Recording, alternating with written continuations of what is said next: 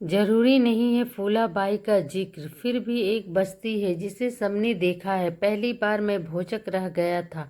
पुराने मकानों में अजीब अजीब लोग रहते थे, दूर दूर से आए हुए लोग। लगता था पिछड़ गए हैं, आगे बढ़ने की लड़ाई में लगे हुए हैं। कुछ लड़कियां थी जो वेश्याएं थे, कुछ लड़के दलाल थे। दिन भर लोग खामोश रहते थे, सोए हुए। शाम से हलचल शुरू होती थी। पूरी सड़क गाड़ियों, दलालों और ग्राहकों से भरी होती थी।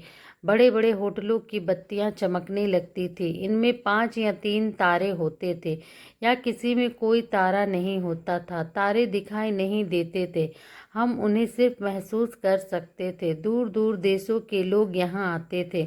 देखकर पता चलता था कि गोरे हैं, अरब है। लोग खास तौर पर अरबों के आने का रास्ता देखते थे। दुकानों, होटलों, लड़कियों और दलालों को अरबों का इंतजार होता था।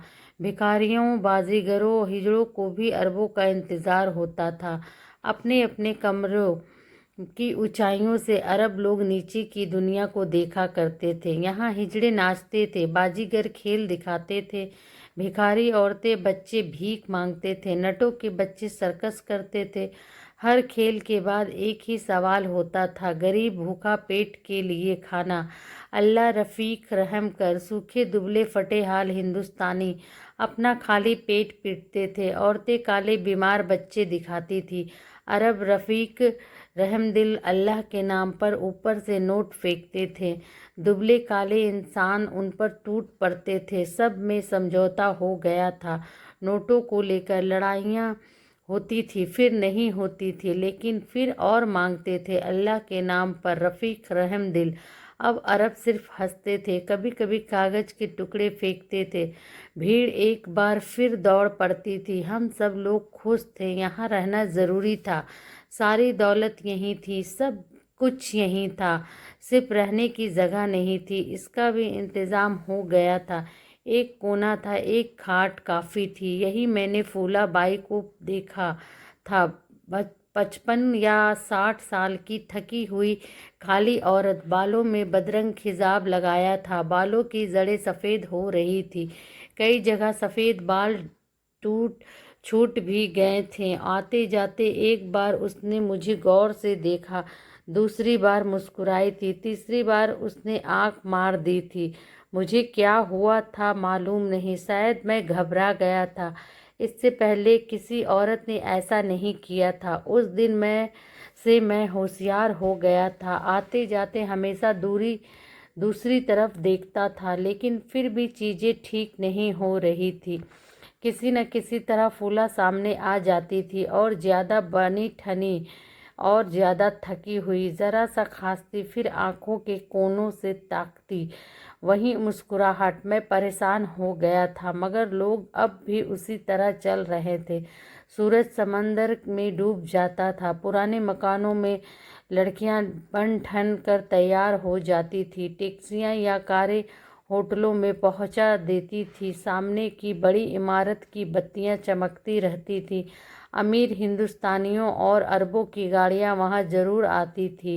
यह इमारत होटल नहीं थी, इसके फ्लैटों में शरीफ लोग रहते थे, लेकिन लड़कियां वहां भी होती थी, दलाल वहां भी घूमते थे। मैं अक्सर उगता जाता था। समुंदर की लहरें भी दिल नहीं बहलाती थी। गांधी की मूर्ति आंखें बंद किए मुस्कुराती रहती थी। प्रेमी लोग लिपटते रहते थे। भिखमंगे, हिजड़े, दलाल, ठेले वाले सब अपना काम करते रहते थे, मगर मुझे क्या तकलीफ थी मालूम नहीं। इस समय मुझे फूलाबाई का ख्याल आ जाता था। बड़ी इमारत के एक फ्लैट से कोई अक्सर यही नाम पुकारता था। फूला फौरन अंदर चली जाती थी, अंदर शायद काम करती थी, फिर बाहर आ जाती थी, एक बीड़ी लेकर बैठ जाती थी, लेकिन फौरन ही फिर पुकार होती थी। दम लेने की फुर्सत भी नहीं मिलती थी। दुकानों से सामान ले लेकर अंदर पहुंचाती थी। होटल से चाय, दुकान से पान, सिगरेट वगैरह उकता कर कभी कभी मैं सोचता था कि मेरी सही जगह क्या है, इस भीड़ में मुझे किस तरफ जाना है। क्या मैं भी आगे बढ़ूं और दलालों की दुनिया में शामिल हो जाऊं? गांधी की मूर्ति के पास अरबों और अमीरों के सौदे पटाना शुरू कर दूं। रात लेकिन हमेशा बहुत हो जाती थी। कभी आखिरी बस मिलती थी, कभी नहीं। जूते घसीटता हुआ मैं पैदल उस ठिकाने पर पहुंच जाता था जहां मेरी खटिया थी। पार्टनर कभी ड्यूटी पर होता था, कभी सोता रहता था। इधर जब से वह घर गया था, रात को लौटने पर खोली मुझे काटने को दौड़ती थी। जितना ज़्यादा हो सकता था मैं बाहर रहता था। इस समय जब मैं स्टेशन से बाहर आया, आखिरी बस जा चुकी थी। घड़ी में 1:30 बज रहे थे। खाली रास्ते पर मैंने चलना शुरू कर दिया था। दारू के अड्डे खुल थे। मीट अंडे के खोमचे के पास भीड़ थी। वेश्याओं की तलाश अब भी जारी थी। ठिकाने पर पहुंचते 2-2:30 बज गए। सारी जगह सुनसान लगती थी, सिर्फ फ्लैटों की बत्तियां जल रही थी। शायद कोई नशे में चीख रहा था। अंधेरे गलियारों से जब मैं गुजरा तो लगा कि कोई खड़ा है। फूलाबाई थी। मैं पहचान गया। पल भर रुक कर मैं आगे निकल गया, लेकिन चाबी मेरे पास नहीं थी। शायद कहीं गिर गई थी या कहीं रह गई थी। मैं समझ नहीं पाया कि क्या करूं। देर तक वहीं खड़ा रहा, फिर बाहर आ गया, फिर अंदर चला गया। इस तरह 2-3 चक्कर हो गए। मुझे देखकर अब कुछ कुत्ते ने भौंकना शुरू कर दिया। इस समय फूलाबाई अंधेरे से उजाले में आ गई। मैंने देखा कि चेहरे पर बहुत सा पाउडर लगाया गया था। बदरंग बालों में मुरझाया हुआ एक गजरा अटका हुआ था। एक अजीब सी साड़ी पहनी थी ना, जो ना जाने कब नई रही होगी। पहली बार मुझे मालूम हुआ कि फूला भी रोज रात शायद ग्राहक तलाश करती थी। पहली बार उसने मुझसे कहा, क्या हो गया, चक्कर क्यों लगाते हो? मेरी समझ में नहीं आया कि क्या करूं। फिर भी मैंने कहा, मेरी किल्ली गुम हो गई है, खोली पे लॉक है। इसी समय रात पूरी तरह सुनसान थी। बड़ी इमारत के मसाज पार्लर से निकलकर कोई बड़ा आदमी कार का दरवाज़ा खोल रहा था। हल्के उजालों में फूला चुपचाप खड़ी रही। मैं चलने लगा तो बोली, जरा रुको तो, कैसा ताला है तुम्हारा? हिचकिचाकर मैंने उसे ताले के बारे में बताया। बोली, ऐसा करो, हमारी किल्ली लगा के देखो ना। उसकी चाल में लड़खड़ाहट थी। जब इमारत से लौटी तो हाथ में चाबियों का गुच्छा था। मैंने कई चाबियां लगाई, एक भी नहीं लगी। फिर उसने कोशिश की। चाबियों पर चाबियां बदलती रही, पता नहीं कैसे ताला खुल गया। मैं पल भर वैसे ही खड़ा रह गया। अंदर जाकर बत्ती जलाई। अपने आप ही फूला अंदर आ गई। इस समय मेरी हिम्मत नहीं हो रही थी कि उसकी तरफ देखूं, लेकिन मैं उसे देखने लगा। वह चेहरा उस उजाले में और भी काला, थका, बूढ़ा लग रहा था। बालों का बदरंग खिजाब, झुर्रियों पर पाउडर की परतें और पुती हुई लाली। मुझे क्या लगा मालूम नहीं, शायद बहुत बुरा लगा, शायद थोड़ा दुख हुआ। फूला बोली, मैं तुमको आते जाते रोज देखती। अब उसके होठे धीरे धीरे कांपने लगे, मुंह के कोनों में लार इकट्ठा हो गई। रुक कर बोली, तुम की नहीं मेरे को बहुत अच्छे लगते। एकाएक ही मैं कुछ बोल नहीं सका। अजीब सी चुप्पी पल भर छाई रही। अब फूला संभल गई। बोली, तुमको लगता कि मेरी उम्र बहुत जास्ती नहीं क्या? मैं सच्ची बोलती, मेरी उम्र जास्ती नहीं है। मुझे मालूम नहीं था मैं क्या कहूँ।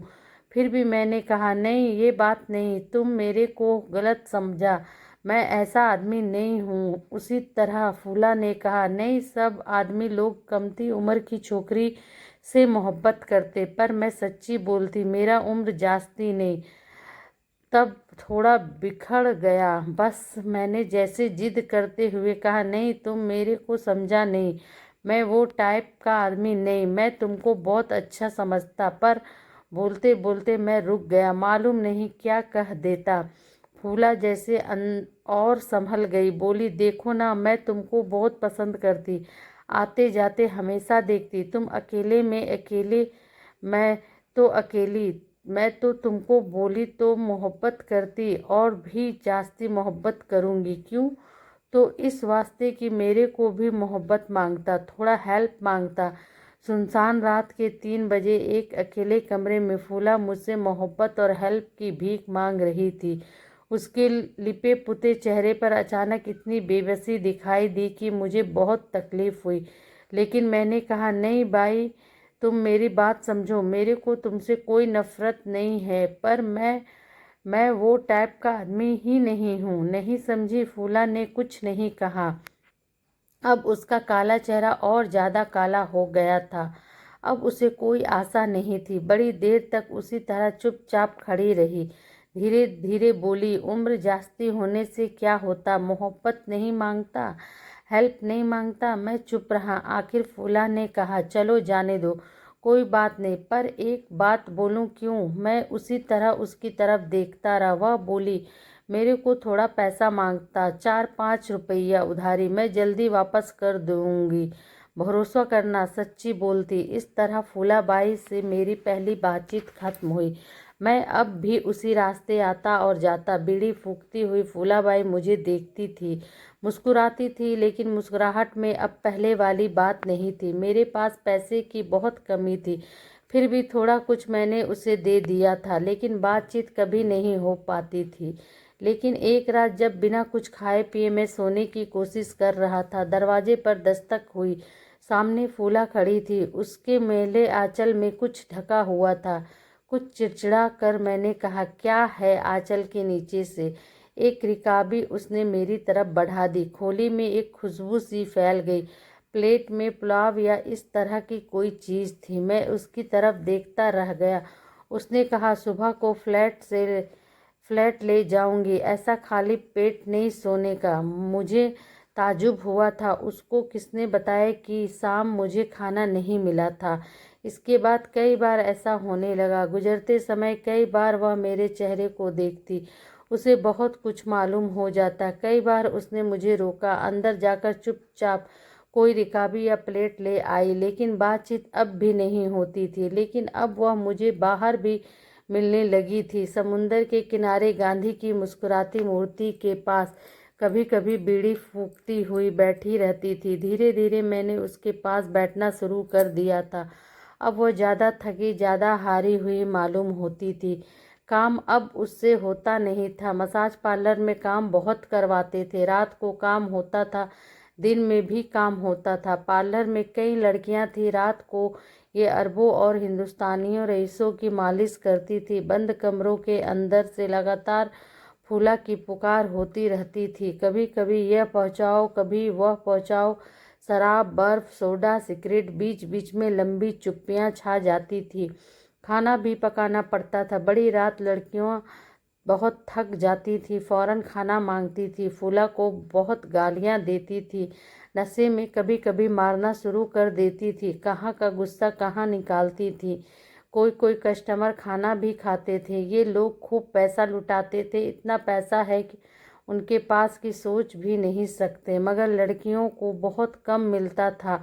पार्लर के फ्लैट का भाड़ा ही 15,000 रुपया महीना था। बचा हुआ बहुत सा रुपया पार्लर वाला ले जाता था, कुछ दलाल लोग ले जाते थे। लड़कियों के लिए थोड़ा सा बच जाता था, बस अच्छी तरह पहन ओढ़ लेती थी। लड़कियां बड़े बेमन से काम करती थीं, कई बार बुरी तरह पीटी जाती थीं। कुछ को चर्च और पता नहीं क्या क्या की लत लग गई थी। दिन भर भटक कर शाम को मैं अक्सर मूर्ति के चबूतरे पर बैठ जाता था। इस समय मुझे फूला का इंतज़ार होता था, अपने दिल का सारा गुब्बारा अब मैं उसके सामने निकालने लगा था, लेकिन अक्सर वह नहीं आ पाती थी। कई बार मूर्ति के पास रोशनी की जाती थी और भाषण होते थे, लेकिन टैक्सी वाले अरब अमीरों को यहाँ ले आते थे। इनके साथ हिंदुस्तानी या नेपाली लड़कियाँ होती थी। छोटी छोटी लड़कियों को अच्छे अच्छे कपड़े पहनाकर अरब लोग इन्हें सैर कराने लाते थे। इन सूखी मुरझाई लड़कियों पर फॉरेन की जींस और कमीजें बड़ी अजीब लगती थी। इन कपड़ों को पहली बार पहनकर ये लड़कियां बहुत खुश दिखाई देती थी। हिंदुस्तानी दलाल और टैक्सी ड्राइवर हाथ बांधे पीछे पीछे चलते थे। बीच बीच में छोटी लड़कियों को डांट डांट कर बताते रहते थे कि कैसी हरकत करनी चाहिए और कैसी नहीं। रेत के किनारे के रेस्तरां और होटल बहुत ऊंचे और महंगे थे। अरब लोग इन लड़कियों को वहाँ जरूर ले जाते थे। उस समय ऐसे खाने को पहली बार देखकर इन लड़कियों की आंखों में पता नहीं कैसी चमक आ जाती थी। फिर इस तरह खाती कि बस देखते ही बनता था। अरब लोग इन लड़कियों को बहुत खुश करते थे, कभी घोड़ों पर बिठाते, कभी ऊँट पर, तरह तरह से इनकी रंगीन तस्वीरें उतरवाते। इतनी खुशियाँ एक साथ पाकर ये छोटी छोटी लड़कियाँ उछल उछल कर कभी यह मांगती, कभी वह। यह सब देख देखकर फूला को बहुत गुस्सा आता था। एक दिन झल्ला कर बोली, सुनते क्या, एक दिन इनका भी वही हाल होगा जो मेरा हो रहा है। मेरे को भी ये सब में बहुत मज़ा आता था। अचानक फूला जैसे रुआसी हो गई। हो सकता है यह सही हो, शायद कभी फूला का भी एक जमाना रहा हो। यह बात सच हो कि दूर दूर से लोग फूला का पता लगा कर आते थे। दलाल लोग बड़े बड़े ग्राहकों को हमेशा फूला के बारे में बताते थे, लेकिन फूला की इस हालत को देखकर पता नहीं क्यों उसकी इन बातों पर भरोसा नहीं होता था। इधर वह कुछ ज़्यादा ही चिड़चिड़ाने लगी थी। हर चीज़ हर बात पर झल्ला उठती थी। अब सिर्फ लड़कियों, दलालों, पार्लर वाले को ही नहीं कोसती, सारी सारी दुनिया को गालियाँ देती थी। एक शाम जब सूरज को डूबे काफ़ी समय बीत गया था, गांधी की मुस्कुराती मूर्ति के पास हम दोनों बैठे थे। जोड़े प्यार कर रहे थे, लड़कियां ग्राहक तलाश कर रही थी, हिजड़े नाच रहे थे और भिखारी भीख मांग रहे थे। फूला कुछ ज़्यादा ही चुप्पी थी। मैं भी चुपचाप तमाम लोगों को देख रहा था जो बहुत खुश दिखाई दे रहे थे। अचानक मैंने महसूस किया कि फूला मेरे पास सरक आई है, लेकिन मैं अनजान बना रहा। वह कुछ और पास आ गई। उसके शरीर का इतना पास होना मुझे कुछ ज़्यादा तकलीफ देने लगा। फिर भी मैं बैठा रहा। अब उसने हाथ मेरे कंधे पर रख दिया और बोली, ऐसा क्या करते, चलो ना, आपुन चलेगा, किधर भी आपुन मोहब्बत करेगा। मैं अब भी उसी तरह बैठा रहा। उसका मुंह अब मेरे बहुत करीब आ गया था। उसने कहा, सच्ची मैं तुमको बहुत मोहब्बत करती, बहुत। ऐसा क्या करते, चलो ना भी। अब मैं उठकर खड़ा हो गया। मैंने कहा, एक बार बोला ना तुमको, मैं वो टाइप का आदमी नहीं हूँ, समझ में नहीं आता क्या। मेरी आवाज़ में शायद कुछ गुस्सा था। पल भर वह उसी तरह बैठी रही, फिर खड़ी हो गई। इस समय मैंने महसूस किया कि वह बहुत ज़्यादा गुस्से में है। उसका काला चेहरा उस धुंधले अंधेरे में कांपने लगा। बहुत ही नंगी गालियां देकर वह बोली, जा रे साला, जा जा, तू क्या मोहब्बत करेगा हिजड़ा, तेरा बाबा भी मोहब्बत नहीं कर सकता साला। कलेजा मांगता कलेजा मोहब्बत के वास्ते, साला तेरा बाप भी कभी किया। तू तू तू इसके बाद नंगी गालियों की कोई हद नहीं रही। मैं चुपचाप उसे देखता रहा। मेरे मन में अब कोई गुस्सा नहीं था। उन गालियों का मुझे बुरा भी नहीं लग रहा था। उसे देखकर मुझे कुछ तकलीफ हो रही थी। वह बोलती रही, मैं सुनता रहा। वह थक गई, लड़खड़ाती हुई चली गई। मैं उसी तरह धुंधले अंधेरे में खड़ा रह गया। सागर की लहरों के थपेड़े पास आते गए और लोगों का शोर कम होता गया, लेकिन अब भी मेरी समझ में नहीं आया कि क्या करूं। लेकिन इसके बाद फूला ने मेरी तरफ देखना बिल्कुल बंद कर दिया। कई बार मैं पास से गुजरा जाता था, फिर भी वह मेरी तरफ नहीं देखती थी। क्या वह मुझसे हमेशा नाराज रहती? मुझे ऐसा नहीं लगता था। लगता था कि कोई सवाल है, शायद जिंदगी का सवाल। इस सवाल से अब वह अकेले ही लड़ेगी। अब उसे किसी की ज़रूरत नहीं है। मैं भी उसके लिए बेकार हूँ, या शायद बहुत थक गई है। अब किसी को देखना, किसी से बोलना उसे अच्छा नहीं लगता। लेकिन मैं फूला से बोलना चाहता था। एक दिन मैं बहुत ज़्यादा दुखी हो गया था। इधर दफ्तरों और कंपनियों में लोगों को सिर्फ 6 महीने के लिए काम पर रखा जाता था। इससे काम करने वाले हमेशा टेम्परेरी रहते थे। उनके परमानेंट होने का कोई खतरा नहीं होता। हर 6 महीने के बाद उन्हें काम से अलग कर दिया जाता था। इसके बाद नया अपॉइंटमेंट दिया जाता था। इस बार कंपनी ने मुझे नया अपॉइंटमेंट देने से इनकार कर दिया। अचानक ही मैं बेकार हो गया। इतना परेशान मैं पहले कभी नहीं हुआ था। लगा कि खूब रोऊं। उस दिन बहुत मन हो रहा था कि फूला से सब कुछ कह दूं, लेकिन मूर्ति के चबूतरे पर आना उसने बंद कर दिया था। लौटते समय रास्ते में मिली ज़रूर, लेकिन देखकर भी मुझे अनदेखा कर दिया। मैं वहाँ से बार बार गुजरा मगर उसने मेरी तरफ देखा तक नहीं। उस समय मुझे उस पर गुस्सा भी आया था। मेरा रूम पार्टनर हमेशा सोता रहता था, उसकी ड्यूटी हमेशा रात को रहती थी। मेरी उसकी बातचीत बहुत कम हो पाती थी। अब मैं अकेला ही सागर किनारे दूर दूर तक घूमता रहता था। इस इलाके में नई नई और ऊंची ऊंची बिल्डिंगें खूब बन रही थी। हम लोग इन्हें बस देख सकते थे।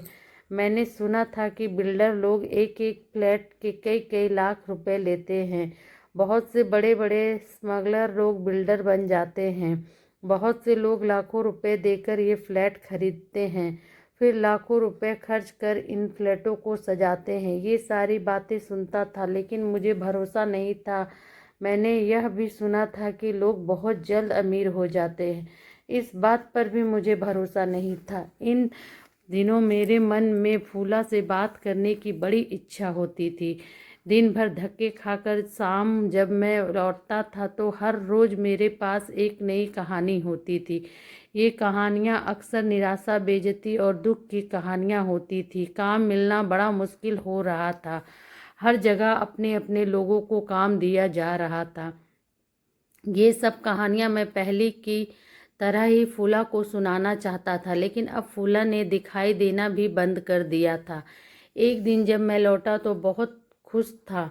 अगले 2-4 दिनों में मेरा काम पर लगना पक्का हो गया था। उम्मीद थी कि इस बार 6 महीने वाली नौकरी नहीं होगी, पक्का हो जाने की पूरी आशा थी। मैं इतना खुश था कि किसी भी हालत में फूला से बात करना चाहता था। काफ़ी रात तक मैं मूर्ति वाले चबूतरे पर बैठा रहा। मेरे सामने हंसते खेलते लोग गुजर गए। मेरे सामने सूरज पानी में डूब गया, लेकिन फूला नहीं आई। यह कोई नई बात नहीं थी। रात तक बैठकर मैं वहां से उठ गया। इमारत के सामने से गुजरते गुजरते कई बार मैंने उधर देखा, फूला कहीं नहीं दिखाई दी।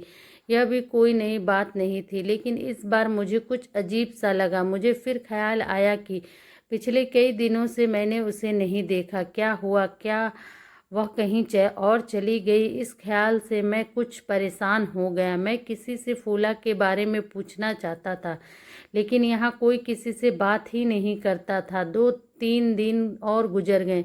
मसाज पार्लर की बत्तियाँ बड़ी रात तक चमकती रहती थी। बार बार आते हुए जाते हुए मैंने ध्यान से देखा, फूला कहीं नहीं थी। मुझे मालूम हो गया फूला कहीं चली गई। शायद मुझे काफ़ी बुरा लगा, लेकिन मैं ऊंची इमारतों में रहने वाले लोगों की बातें सोचने लगा। लाखों रुपए खर्च करने वाले लोगों की बातें सोचने लगा। स्मगलरों, बिल्डरों, अरब अमीरों के साथ घूमती छोटी लड़कियों, सभी की बातें सोचने लगा। लेकिन फूला के बारे में भी सोचता रहा। लेकिन एक रात और ही बात हो गई। मुझे लौटने में काफ़ी देर हो गई थी। अगले दिन मुझे काम पर बुलाया गया था। मैं थका था लेकिन काफ़ी खुश था। आखिरी बस छूट जाने के कारण मैं पैदल चल कर ही ठिकाने पर पहुंचा था। जब मैं अंधेरी गली में दाखिल हो रहा था, मैंने देखा कि लॉन्ड्री की दुकान के तख्ते पर कोई औरत पड़ी है। मैं आगे निकल गया लेकिन फिर लौट आया। हाँ, यह फूला ही थी। मैं कुछ समझ नहीं पाया। इस समय रात के 2 बज रहे थे। सड़क करीब करीब खाली ही थी। लड़कियां और दलाल जा चुके थे। मुझे लगा कि फूला सो गई है, लेकिन मैं फिर गुजरा और मुझे लगा कि नहीं, सोई नहीं है। शायद छोकरियों के साथ इसने भी बहुत शराब पी ली है। मैं अपनी खोली तक गया। ताला खोलने से पहले फिर लौट आया। अब मुझे लगा कि फूला बेहोश है। कुछ हिचकियां कर मैंने आवाज़ दी, फूला, फूला बाई। कोई जवाब नहीं आया। अब मैं उसके एकदम पास पहुंच गया। मैंने उसे हिलाया और मुझे लगा कि फूला बहुत बीमार है। उसका बदन बहुत ज़्यादा गर्म है और मुंह के चारों तरफ के फैली हुई है। अचानक ही सब कुछ समझ में आ गया। शायद फूला कई दिनों से बीमार थी। मुझसे झगड़ते समय भी शायद बीमार थी। पार्लर वालों ने शायद आज उसे निकाल दिया। वहाँ से निकलकर वह किसी तरह तख्ते पर पहुंची, या शायद लोग उसे यहाँ डाल गए। इसके बाद इसके मेरी समझ में नहीं आया कि क्या करूं। क्या मैं फूला को उसी तरह वहाँ छोड़ दूं और चला जाऊं? मुझे लगा कि ऐसा नहीं हो सकता। वहाँ अंधेरी गली में कोई नहीं था जिससे मैं कुछ कह सकता। सिर्फ ऊंची इमारतों की बत्तियां चमक रही थी और सड़क पर एक दो टैक्सी वाली अपनी टैक्सियों में सो गए थे। मैं चाहता था कि किसी को पुकारूं, आवाज़ दूं, लेकिन वहाँ कोई नहीं था। उस समय मैंने हिसाब लगाया कि मेरे पास कुछ कितने रुपए बचे हैं।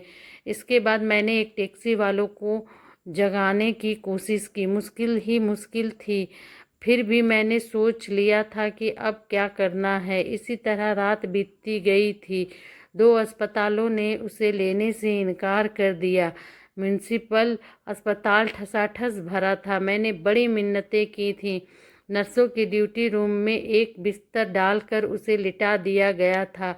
सलाइन की बोतल लगा दी गई थी। बड़ी नर्स ने मुझसे कहा कि मैं बोतल की जगह दूसरी ला दूं।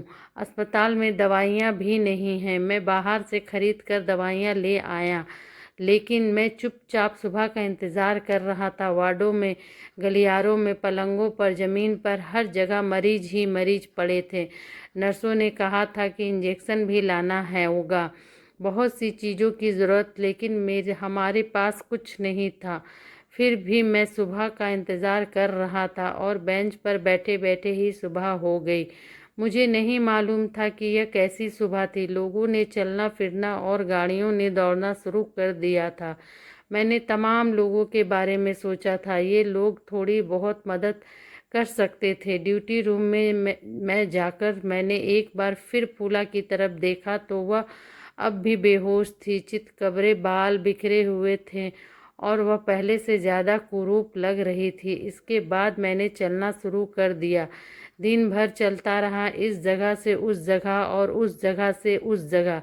इंडिया इंटरनेशनल कॉरपोरेशन ने मुझे काम पर लेने से इनकार कर दिया। मुझे बहुत दुख हुआ। मेरी सारी आशाएं मिट्टी में मिल गई। इस बार मुझे बहुत भरोसा था काम जरूर लग जाएगा, सुबह शाम की चिंता मिट जाएगी। मुझे लगा कि मैं जैसे फुटपाथ पर आ गया हूँ। शाम होते होते मैं लौट आया। इस समय दवाइयाँ और सलाइन की बोतलें मैंने खरीद ली थी। कुछ लोगों ने थोड़े थोड़े पैसे दे दिए थे। मैं बिल्कुल थक गया था। जब मैं अस्पताल पहुंचा तो फूला की हालत बहुत ख़राब थी। उसके मुंह पर कानों तक के फैली हुई थी और बिस्तर भी के में सना हुआ था। उसकी सांस घरघरा रही थी।